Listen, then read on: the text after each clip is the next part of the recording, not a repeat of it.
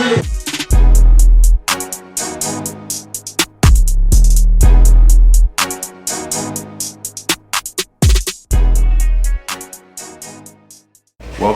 everybody. My name is Eli and welcome back to my YouTube channel.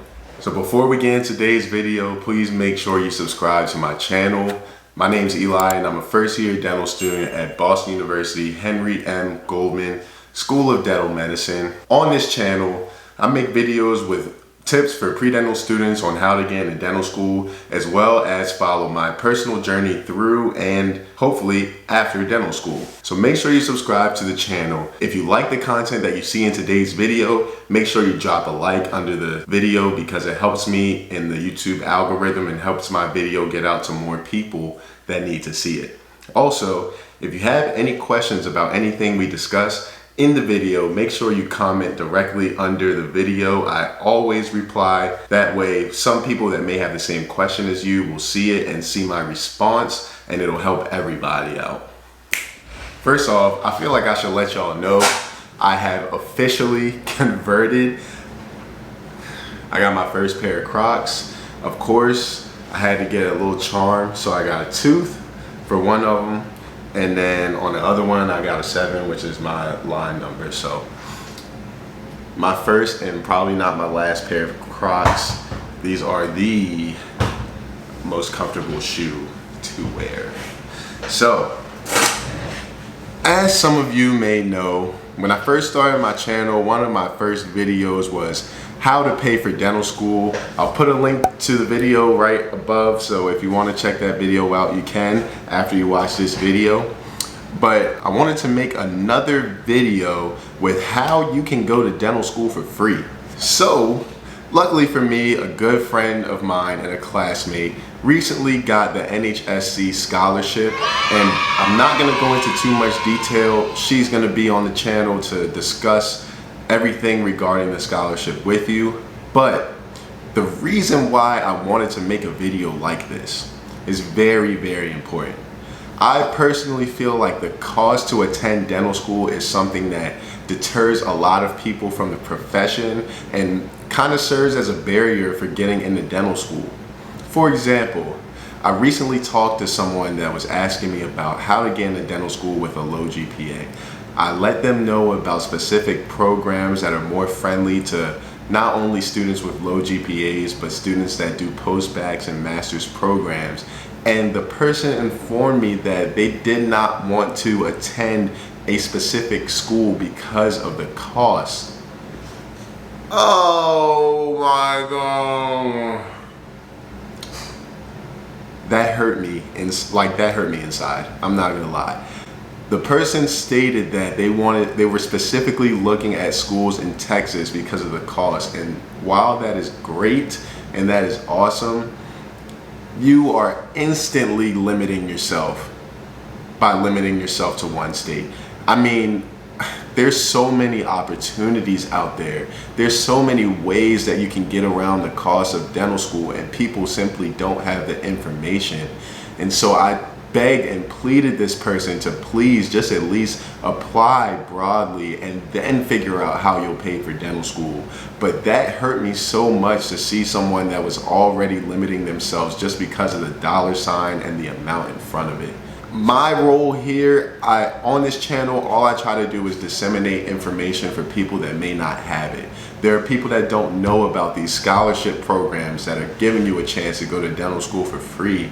There are people that don't know that schools are giving out scholarships strictly through the school that they don't even know they will get if they don't apply and interview and get accepted. So you're already limiting yourself by looking at a dollar sign and immediately saying no to it. And that's why I wanted to make another video that hopefully people will see and understand that cost should not be something that you let stand in front of you and being a dentist if that is something you really want to do. So me and the friend that I have joining my channel in a few minutes are both studying for our first dental school exam on Tuesday. But I thought it was so important to get this video out to you guys this week that we're gonna take a little, maybe 1 hour study break to film this video, get you guys all the information that you need on how you can go to dental school for free. And that way, next time somebody asks me where they can apply, and maybe if they ask me why BU is so expensive, I can direct them to this video so they know how to get around the cost of dental school. Now guys, money is not easy to come by for a lot of people, me included. Dental school is expensive. Rarely do people pay out of pocket. Matter of fact, right here, I'll put a screenshot straight from the ADEA website. 17% of the class of 2020 dental school graduates reported having no school debt. The average debt for a graduate of dental school is $300-something thousand. It's not cheap. It's not cheap. Let's put that out the way right now. I don't care where you go to school, what school you do and don't want to apply to. It's not going to be cheap. Regardless, you are going to have to find a way to pay that money. I don't know who has that kind of money to just spare to pay for your dental school tuition, room and board, all that stuff. Let's get that out the way right now. If you plan on attending dental school, you are most likely going to have to find some kind of scholarship or loans to help you pay for dental school. Okay? Let's really think about that, okay? So if you are looking at a school that costs $60,000 in tuition and you say no just after looking at that number, you are doing yourself a disservice. And that's me just being blunt and completely honest. You're doing yourself a disservice. And I'm here to help because I hate to see you do this disservice to yourself.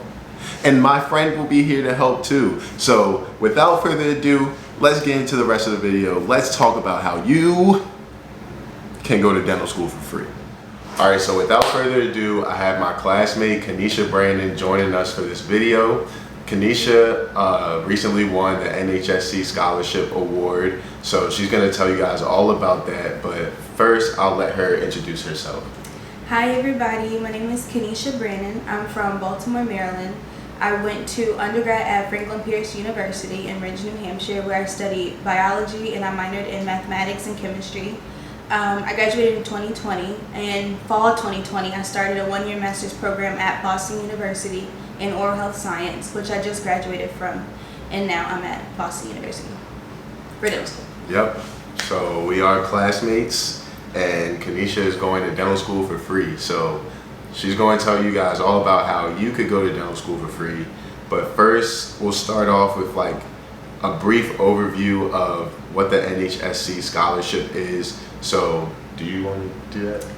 Yeah, I can start. Yeah. So the scholarship program is from the Nhsc Foundation. So essentially you are committing yourself to working in a underserved, low-income population for dentistry. So how it works is when you're awarded the scholarship, no matter if you take a 1-year to a 4-year commitment, you still owe 2 years of service minimum. So say I signed like a 1-year contract for a full-ride scholarship, then I owe 2 years of a commitment to that population. And then even if I signed the 4-year scholarship, I still do the minimum 2 years, but I also owe them 4 years of service in return for full ride, including full tuition and fees and a stipend to live off of. Okay, so first let's start off with, how did you hear about the scholarship? Yeah, so when I was applying to dental school, I was like, how can I afford dental school, because I know it's very expensive. So at first I was Googling a bunch of scholarships. I found the Army scholarship, and then I also found the National Health Corps scholarship. Each of them are kind of similar with the commitment aspect, but I liked the National Health Corps scholarship because regardless, even if I was awarded or not, I planned on working in a low-income, underserved area. So I was like, okay, this is in my alley, you know, something I want to do. Why not try to go to school for free for doing something I already want to do? So I just Googled it, tried to find people who were awarded the scholarship to ask them questions, but because it's like kind of rare, it was hard to do. So I just stalked their websites, FAQs, looked on YouTube, and that's how I really realized about the scholarship. So for anybody watching this video, hopefully this isn't the first time you heard of the scholarship, but if it is, this is your way of hearing about the scholarship, and I'm sure that Kenisha is opening to answering people's questions about applying for the scholarship. So unlike her, you'll have somebody to reach out to, and I'll put like how you can contact her in the description of the video and probably in the video at the end as well. So what was the timeline like for applying for the scholarship? Because as most people know, like you mentioned, you're a first year dental student. So between the first day acceptances can go out, which is December, well, for us it was December 15th or something like that. And you're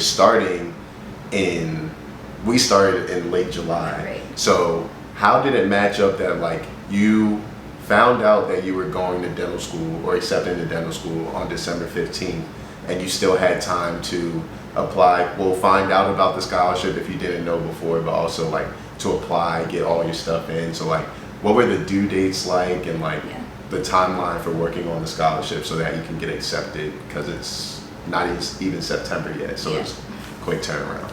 So the application, the dates I might be a little off, but it was a very short window to apply.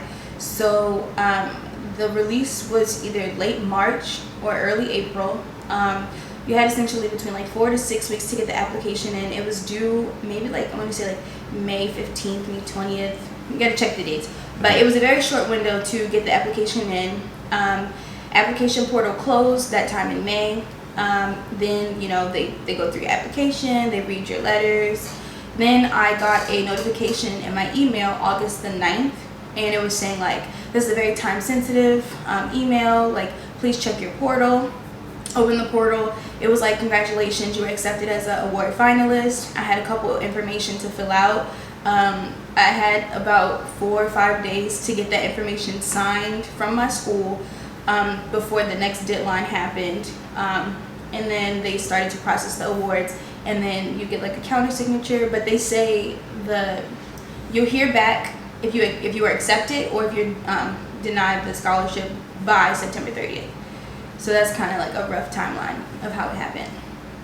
Okay, so since you kind of touched on this, we can move on to this question of like the letters and stuff. So like, what were the requirements for applying for the scholarship? Okay, so for the scholarship, they asked for a couple of supporting documents. One of them being an acceptance report, so an acceptance letter from whatever dental school you were accepted to, the one you decided to apply to, you know, that you were going to attend in the fall. You needed authorization to release information. You need to get that signed. You needed to upload your school's tuition and fee schedule. And there were 3 essays, each were 500 words or less. Proof of citizenship. You need to upload a resume or cover letter, unofficial transcript from whatever institution you had just finished from, and you needed a verification of disadvantaged background. Not everybody needed to upload that, but if you were considered disadvantaged, then you needed to upload that from your school's financial aid office. And then any additional supporting documentation that you wanted to upload. So that was pretty much it. Oh, and also 2 letters of recommendation. One from a dean and another one from, more than likely, probably like your healthcare mentor or someone like a dentist that you shadowed, talking about your commitment to working with underserved populations.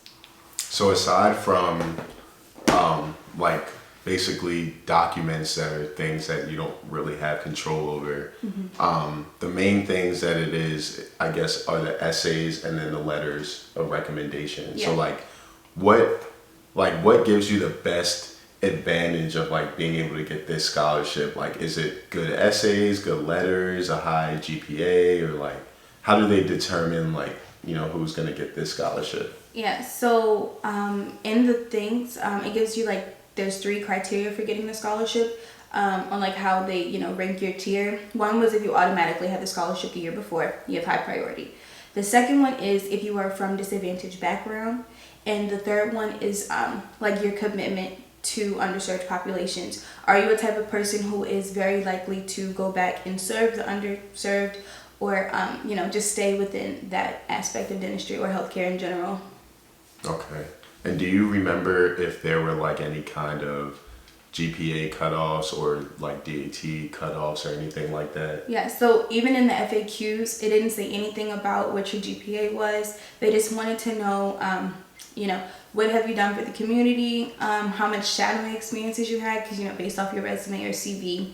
They just really wanted to know that you were a genuine person who was dedicated to service and serving others, hence your letters of recommendation and the way you would answer the essay questions that shows what your character is. And that was basically how they judged you. You did have to do an unofficial transcript, but I'm not sure if that played a part, but from what the application says, it didn't say anything about grades.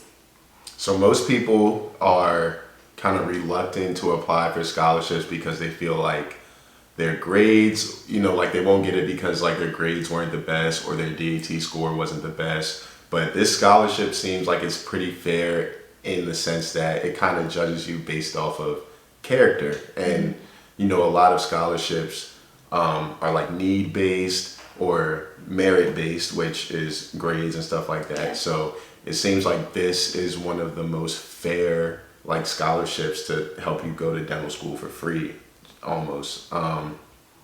So one thing about the scholarship that I talk to you about a lot, so we have to touch on this subject, is does the scholarship affect your ability to specialize? So yeah, there are a few stipulations when being awarded the scholarship. Within 6 months, you need to be working as a general dentist in a underserved area. It's based off of a point system, but you can read that later. And then there are 4 approved sites that you can do post-residency. There's a GPR, AGED, the 2 specialties that are are authorized is pediatric dentistry and then a geriatric residency, which are both very a lot of people are very underserved within those communities. So that's why the scholarship allows you to go ahead and do that residency before completing your commitment.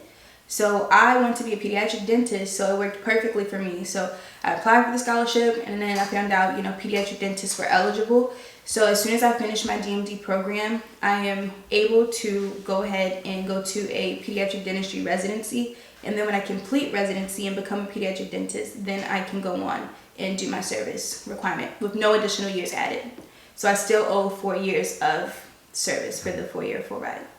And then if you're someone like me that is looking to specialize, that may turn you off from applying to the scholarship, but you have some options. So you could apply for the scholarship, and then if you decide that you want to specialize, you pay it back like you're paying back loans. Right.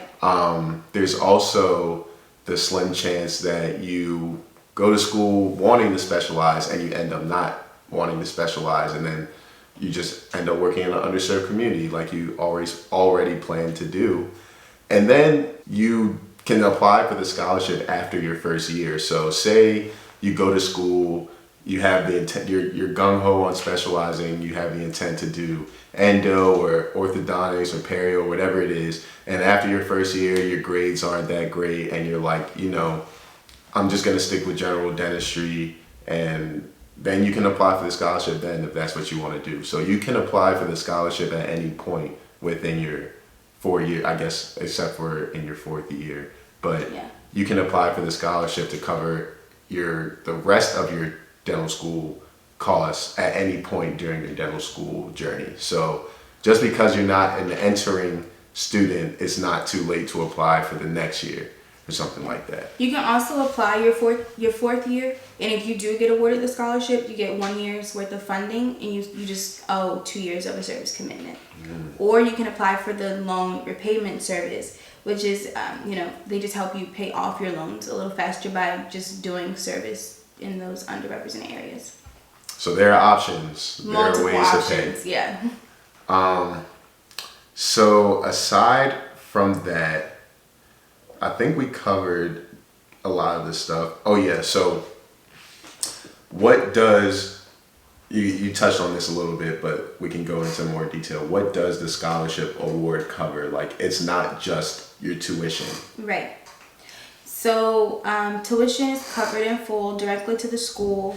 Any associated fees, whether that is instruments, technology, just anything that's a charge on your tuition, they will pay the school directly. Your health insurance, your meals, and other accommodations, like they call it other expenses, that gets paid directly to you. And then you also get a stipend to live off of. And this year the stipend is like $14.32, something like that.